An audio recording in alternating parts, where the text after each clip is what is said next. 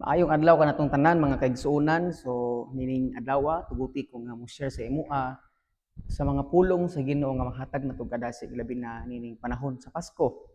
Kay ang atong uluhan igsuon naga-title siya og ang saad sa Pasko. Kitang tanan gyud mga kaigsuonan na atay mga nagkalain-lain nga saad nga gipaabot. Natay mga saad pud nga gisulti sa ato isig ka tawo. Bisan atong pangandoy labi na ning panahon sa Pasko, gusto nato nga makadawat og mga saad. Labi na natay mga exchange gift. Kung gilauman nga nindot atong madawat. Labi na sa mga kining una mo anang mga napinaskuhan, naglaom ka nga makadawat kag nindot nga pinaskuhan. Maka celebrate mo sa imong pamilya, kauban tanang pamilya, nga malipayon daghang gikaon, nga daghan kaayong mga nindot, mga patigayon nga inyong pagabuhaton. Resulta nga nako igsuon nga diri sa Bible naay usa ka saad nga gisultis ginudugay ng mga panahon 3,000 ka tuig na ang labay gikan sa Old Testament mao ni nga ang pagkatao sa manluluwas nga mao si Ginoong Hesus. Kay ingon ang Isaiah chapter 9 verse 6 mga kaigsuon na natong basahon. Nagaingon ang pulong sa Ginoo sa Isaiah chapter 9 verse 6. Ingon siya diri nga natawo alang kanato ang usa ka bata. Gihatag kanato ang usa ka anak nga lalaki. Og siya magmando sa tanan ug ngannan siya maalamong magtatambag. Dios nga gamhanan, amahan hangtod sa kahangturan og prinsipe sa pagdait. So ang konteksto na igsuon, gipropesiya bisan pa man sa Genesis nga naay usa ka tawo nga muluwas gikan sa pagkaulipon sa mga Hudiyo ngadto sa nagulipon nila og pagluwas sa mga tao gikan sa pagpakasala or sa gikan sa kasalanan. Karon kanang nagingon ang Bible mga igsuon nga natawo ang manluluwas tungod kay kitang tanan kuno padung sa kalaglagan sa kalayos impierno. Kaysa musugot kag sa dili kitang tanan sa spiritual nga pagsabot mura tagbuta kitap-taptan tas atong mga sala sa kaaway nga mao ang yawa mga igsuon dili sa atong mga mata spiritual nga mga mata niya kitang tanan tungod sa atong mga ginabuhat nga sala padung tas kalaglagan sa impierno mo na nga dili ganahan ang Dios tungod sa iyang gugma ug kaluoy sa atong kinabuhi di siya ganahan nga mulangoy tas kalayos sa impierno sa maabot sa time nga mamatay ta mo na nga nagpakamatay siya iyang gihatag iyang bugtong anak nga si Jesus ingon ng John 3:16 ug tungod niya na ang tanan nga mutug mo dawat niya dili malaglag sa impierno kun dili makabaton og kinabuhing walay katapusan. Ug mao na inindot nga saad sa Ginoo nga natuman sa igsuon sa time nga kanang miabot ang bag-ong kasabutan. Mao ni pasabot nako nga pag-abot sa bag-ong kasabutan diha mabasa nimo sa Mateo, Marcos, Lucas, Juan ang pagkatao sa atong Ginoong Hesus. So it means bisan unsa kadugay ang saad moabot ug moabot ra gyud ang saad mga igsuon. Tungod kay ang Dios ingon ang Bible sa Numbers na dili pakakon ang Ginoo. Dili siya sama sa tao nga mamakak. But ang tanang saad sa Ginoo madali man na or madugay sa 3,000 ka tuig ang milabay tumanong gid na ang tumanong gid na sa Ginoo mga igsoon kay dili siya bakakon. Matud pa sa akong amigo nga si Lindel nga all promises are broken. As I quote bang all promises are broken tungod kay daghan kayon nagsaad kuno niya nga higugmaon siya pero gibiyaan na kuno siya. Sad to say kay no nga madunggan nato nga bisan ang tinuod man pod nga ang mga saad gyud sa tawo ni sa kalibutan dili gid siya matuman, mapakyas gid siya. Kaya ang tao limitado, ang tao makasasala man siya by nature. But ang punto mga igsuon nga kung wala ta kahibaw sa rason sa Pasko, wala hinungdan ang gibuhat nato sa panahon sa Pasko. Nganuman kay daghan gyud sa mga tao no, dili ko manghukom, daghan sa mga tao karon nga nagsunod-sunod lang sa mga tradisyon, mga holidays, mga gibuhatan ng mga holidays, like kaning Pasko, wa kay bawog nganong gibuhat. Like for example, ano example. Magpabuto ta. Sa may rason nagpabuto ta, para bibo, pero ang uban, magawas kuno ang demonyo nya kaysa gawas man pabuto, sumingsod ang demonyo. Katawanan siya, pero nabito kay makatunan bitaw, no? unsa may tumong nga magpabuto, unsa may tumong igsuon nga kanang padayon tang magbuhat anang butanga, na kining mga butanga dili di ay gikahimutan sa Ginoo, dili di ay maayo. Napa, kay ting Pasko mohatag jud pinaskuhan no. So mabug-atan ang mga ninong, ninang tungod kay ilang una-una la ting Pasko na pod. Daghan na po mga pinaskuhan ani mo chat na po to akong mare, mo chat na po to akong kinugos. Pero nalimot ang nagkugos ang mga ninong ninang nga dili lang ang paghatag ang ilang responsibilidad sa ilang mga kinugos kundi ang pagtabang nila sa spiritual nga bahin, pinagi ba na sa pagampo, pinagi ba na sa paggiya, pagtambag, pagsuporta sa lalaing pamaagi kay nabukatan hinuon mo naman. Ang Pasko lagi kuno imbis kay malipayo nabukatan naton kailang una-una basta ninong og ninang ka mohatag ka sa imong kinugos pero sayop sa mga igsoon. Apay lain ha. Maban pod kumplituhon kuno ang simbang gabi para ang wish kuno nga gipangandoy hatag sa Ginoo. Pero dili ni siya panghukom ha. Ako lang ba? What if og si Lord moingon nga musimba ra kag simbang gabi, musimba ra kag Pasko. Nya, how about sa mga adlong Domingo nga wa kaming simba kung kwintahon na sa Ginoo dili jud ka makadawat og asa or wish nimo. Kay usahay atong duulan ang Ginoo tungod kay natay gipangayo mura sag ATM ba nga mudong lang ta kay natay pangayoon pero wala na di nato kinahanglan ang Ginoo.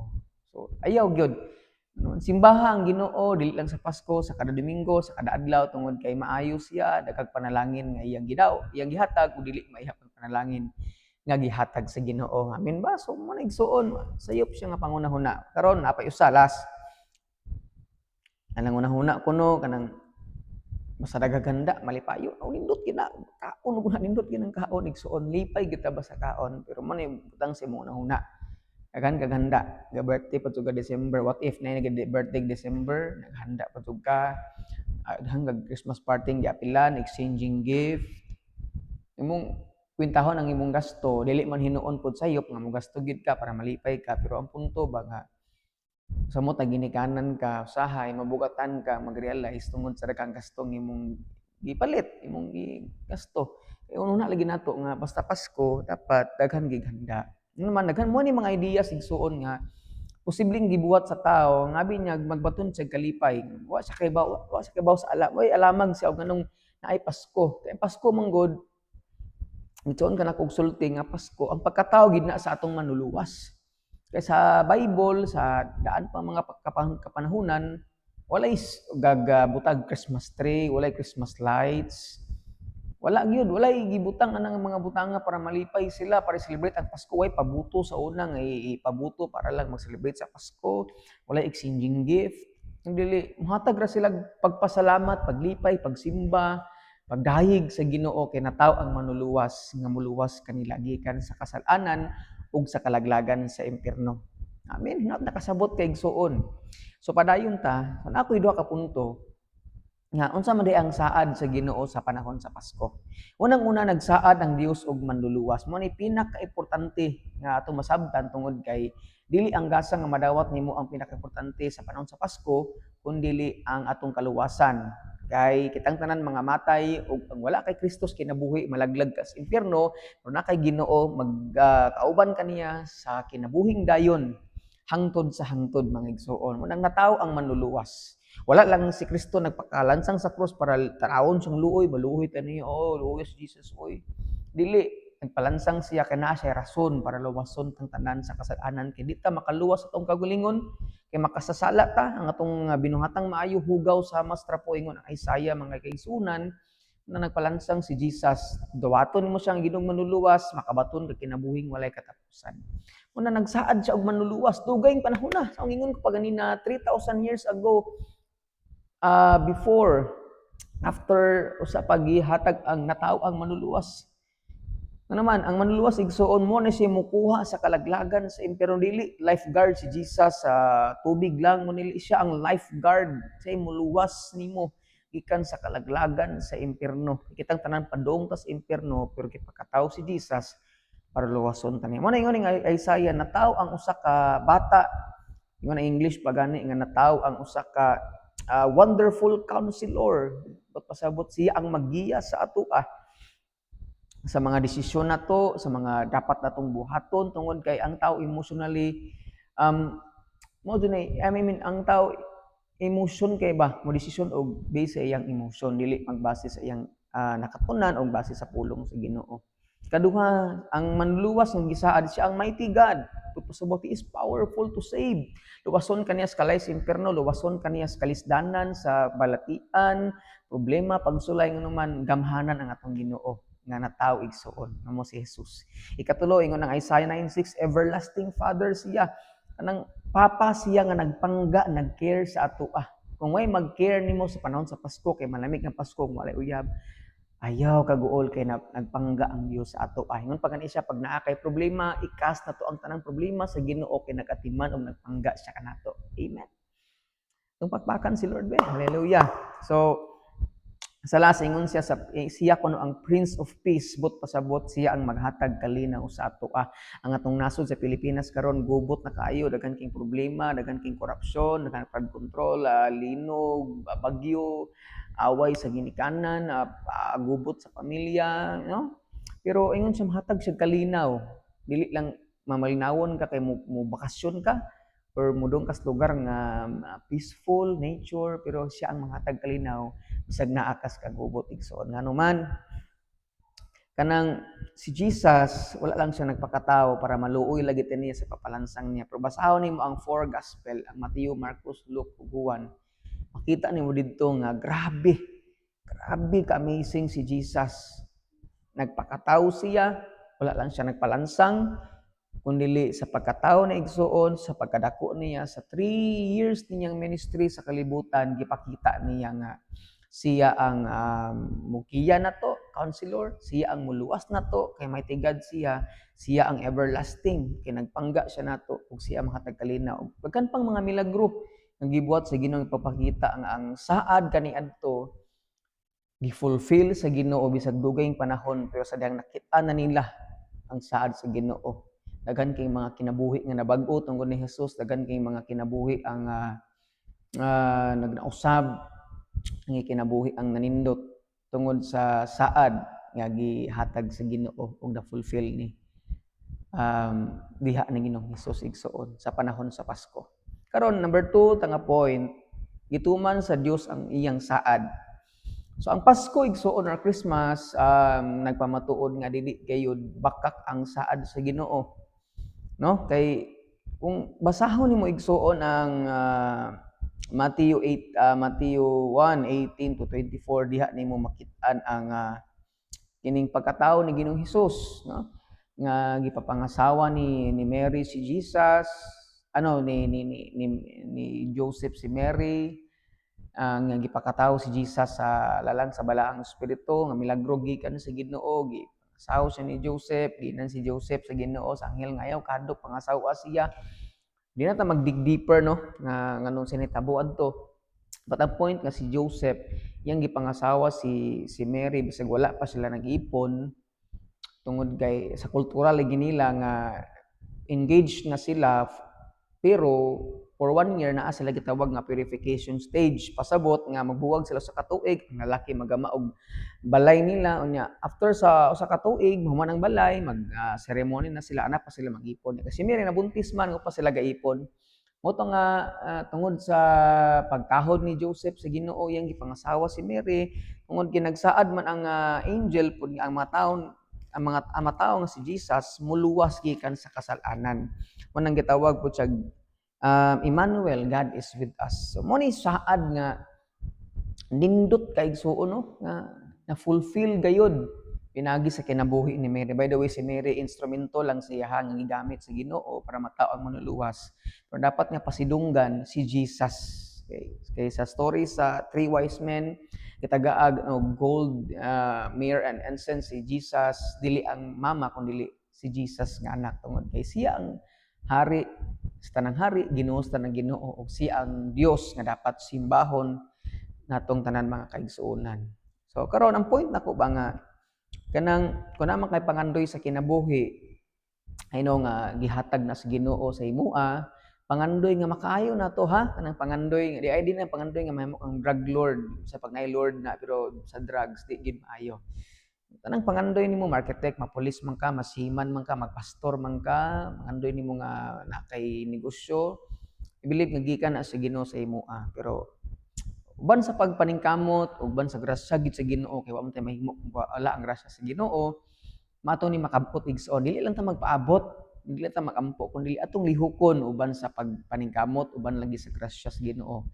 Kay wa tay mahimo kung wala ang atong Dios kay nagtuo ko nga ang Dios kabaw siyang mo timing sa paghatag sa iyang saad diri nato tungod kay nakandam na si Lord. I believe nakandam siya saad sa ato lang paningkamutan lagi kay dili ulahi ug dili magud na si Lord sa mga saad niya. Maabot ra gid siya igsoon sa ato nga nang kada Pasko masabtan nato nga kining bisan sa pinakalisod nga saad nga nahatag sa Ginoo, gihatag sa Ginoo ang iyang anak. Lisod kasi ang anak nga ipapalansang niya sa krus pero nahatag niya how much more sa atong mga saad nga atong gi-claim sa mga pulong sa Ginoo. Tuning kuptan tun sige hunahon para makabaton tag malipayon nga kinabuhi. Samtang nagpuyo ta diri sa kalibutan.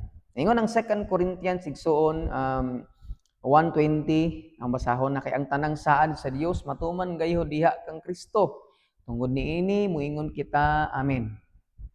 Pinaagi kang Kristo alang sa himaya sa Dios. So, ang tanang saad sa Ginoo kuno matud pa sa atong gibasa matuman gayud diha kang Kristo. Kung wala pag yun, si Kristo nagpalansang sa walay tuman sa Ginoo nga matuman igsuon sa atong mga kinabuhi. Ilabi na ang kaluwasan gikan sa kalayos interno. But di na to ni lalisan ha. Klaruhon kanako nga mayon kag amen imong gitugot sa Ginoo. Lord, imong pagtugot mo magbuot dili kay kag in Jesus name. Amen Lord, ako ning huwaton ha. Kay nagsaad ka dili. Mayon kag amen. Ug pasabot imong gi-claim, imong paubos ka declare nga Lord, kung imong ihatag kay will nimo ihatag nimo Lord. Dugay man maduli man ang madugay, kung will nimo Lord, akong paabuton nga na ra na sa igsoon. Pero karon ang gusto lang ni Lord ba nga sa karon sa panahon sa Pasko, ayaw lang sa adlaw sa Pasko ka malipay. Naman bisan sa daghang problema pagsulay nagtuo ko nga daghan kaayong maayong gibuhat si Lord gikan sa January hangtod December. Dili lang ka makadawat og gift sa December, dili lang sa December, dili lang ka makahatag og love sa December, kay mo sa give love on Christmas Day, dili lang. Daghang mga adlaw ka pwedeng kang makahatag og gugma.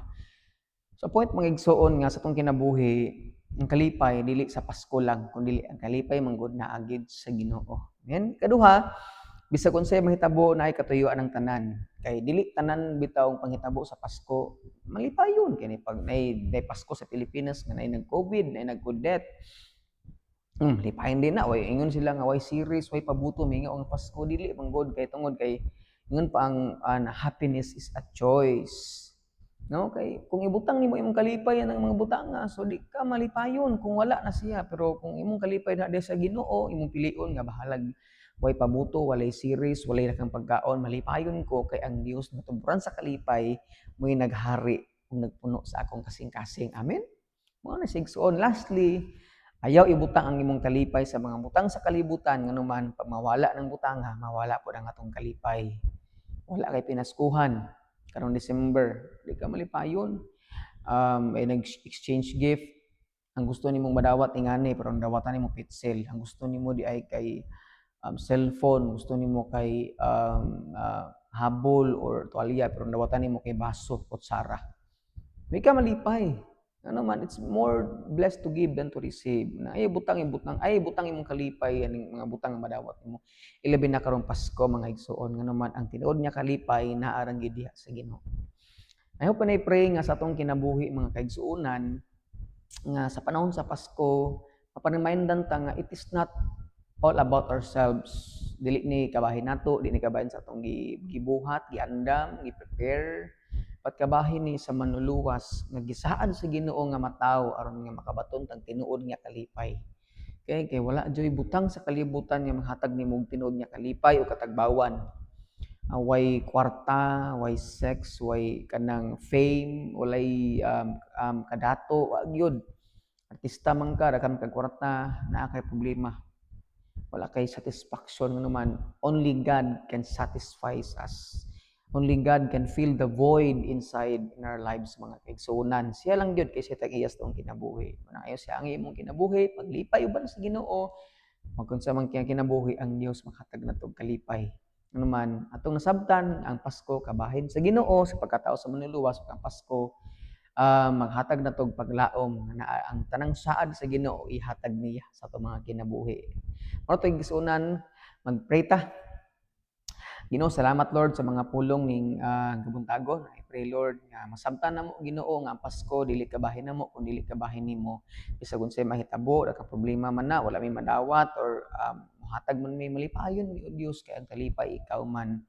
Salamat nga ang Pasko may mahatag namo paglaom nga ang saad Lord nga imong gihatag sa amo makampot namo ni uban sa pagpaubos, pagpaabot og sa imong kabubuton imo ning mahatag sa imong kinabuhi uban ng kalipay kasadiya diha sa imong gugmalon God amon gisalig mga panalangin ka sa mga tao ikaw magauban mahatag kalipay sa kanunay sa pangalan ni Jesus amen. Matig God bless natong tanan.